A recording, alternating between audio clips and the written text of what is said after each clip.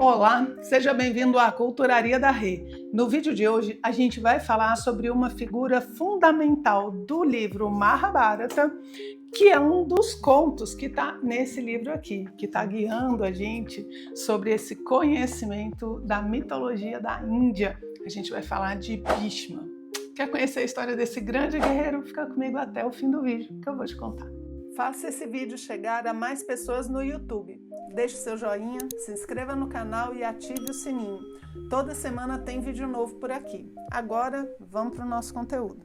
Hoje a gente vai falar da história de Bhishma, cujo nome significa o terrível. Não porque ele seja terrível, mas porque o voto que ele faz é um voto terrível, por mil motivos que você já vai entender. E a história, as histórias da Índia, elas são muito interessantes, são no estilo assim, meio Mil e Uma Noite, sabe? Que uma história junta com outra história, e aí no meio eles lembram de uma coisa que aconteceu lá atrás, enfim, bem naquele estilo Sherazade que a gente gosta, né? Por isso que eu vou começar a nossa história em um determinado momento aonde o príncipe Satanu está andando pelo rio Ganges e encontra uma bela dama, linda, maravilhosa, e se apaixona instantaneamente por ela. E não pensa duas vezes, pergunta: você quer casar comigo? Ela quase fala: mas a gente nem se conhece e tal, né? Mas você sabe que mitologia não tem disso, não. Aí ela fala: caso com uma condição. Olha só, a pessoa acabou de conhecer, já pediu em casamento e a outra já está pondo condição. Ela fala assim: eu caso com você desde que você jamais questione ou interrompa alguma coisa que eu faça. Gente, cá entre nós, se alguém fizesse isso com a gente, concorda que a gente ia ficar desconfiado? Mas Satanu estava lá totalmente apaixonado e falou: com certeza, né? Eu aceito a sua condição. Eles se casaram e rapidinho essa moça que a gente vai descobrir que é a personificação da deusa Ganga, do deus, né, da deusa referente ao rio Ganges, né? Que é o rio principal que a gente tem na tradição da Índia. Então a gente descobre que é ela, ele começa a ter filhos com ela, só que ela faz uma coisa muito estranha, muito, muito esquisita.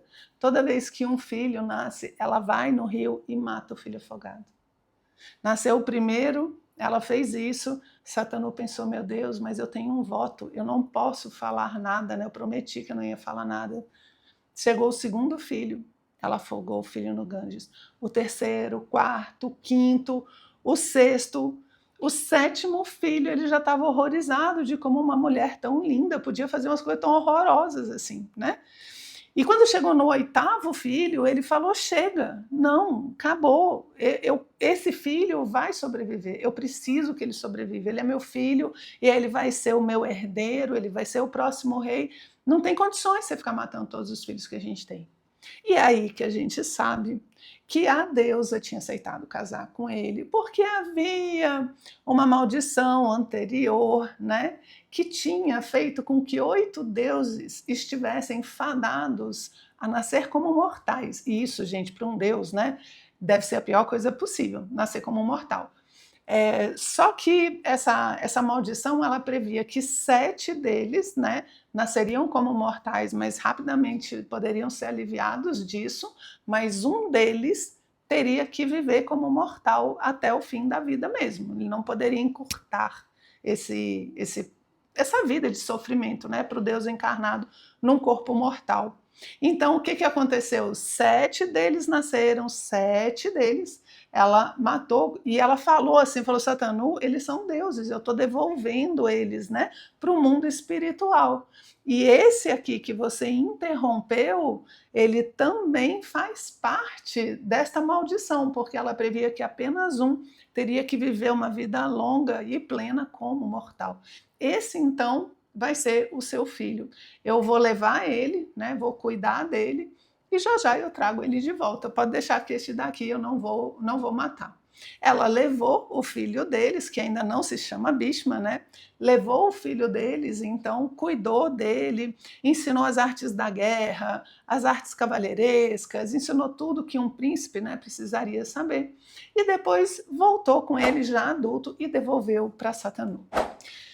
Satanu, depois de um tempo, se apaixona por uma moça que aparece em outro rio. Você vê que ele é uma pessoa, né, altamente apaixonável. Ele se apaixona perdidamente, a mesma coisa. Só que essa outra moça, ela é filha de um pescador. Ela é como uma princesa dos pescadores aí da casta.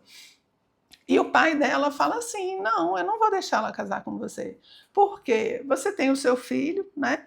Ele que vai herdar o trono, e depois que ele herdar, a minha filha vai ficar, né, ao léu. E aí ele, em respeito ao filho ali, Bhishma, né?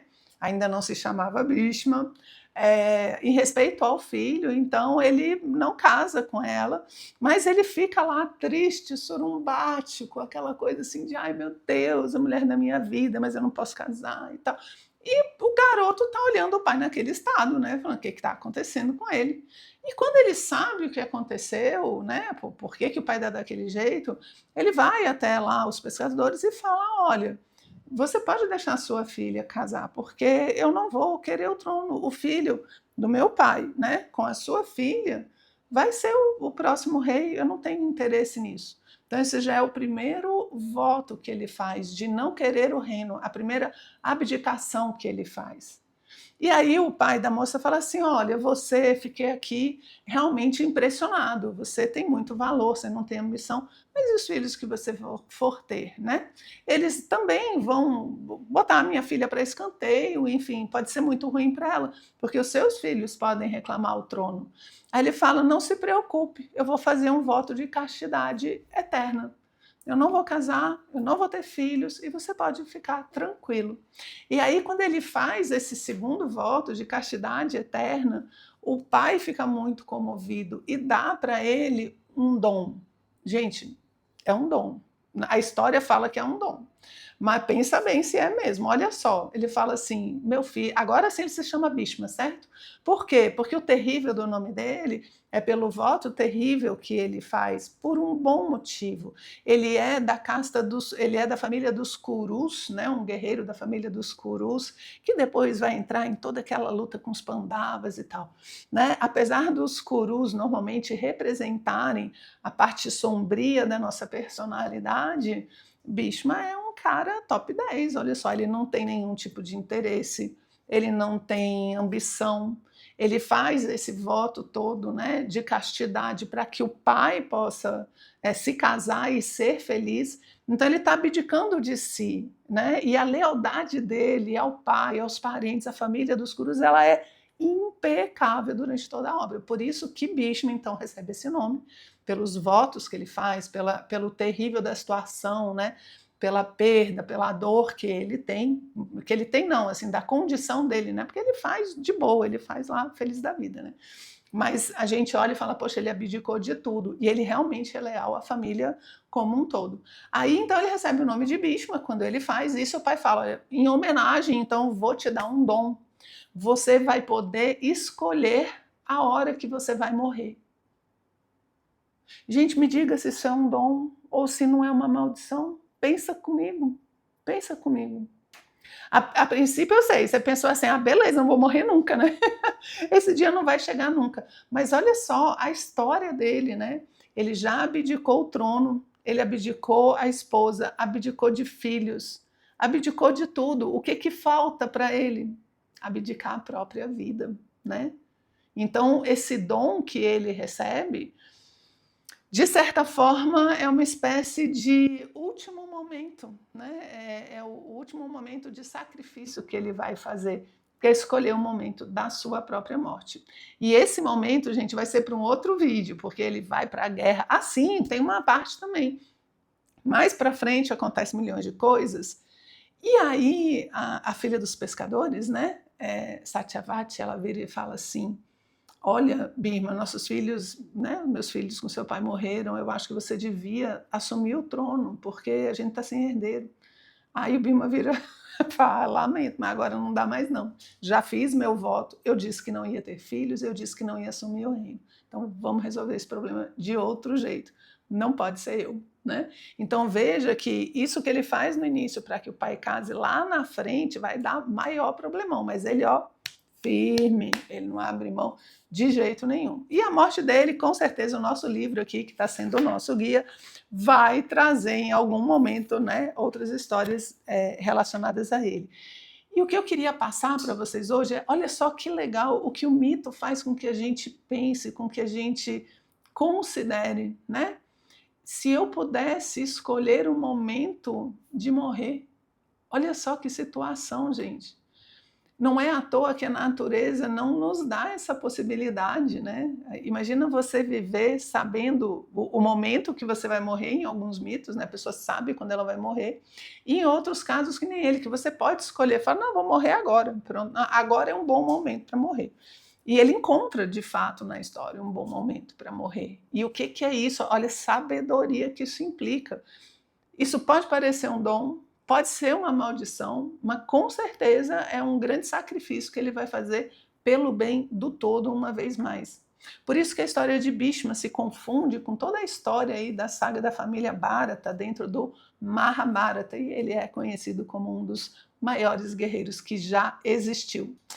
Gostou da história de Bhishma? Pois fica aqui no canal que a gente vai ter muito mais vídeos sobre esses e outros assuntos de mitologia. Espero que você tenha gostado e a gente se vê no próximo vídeo. Um abraço!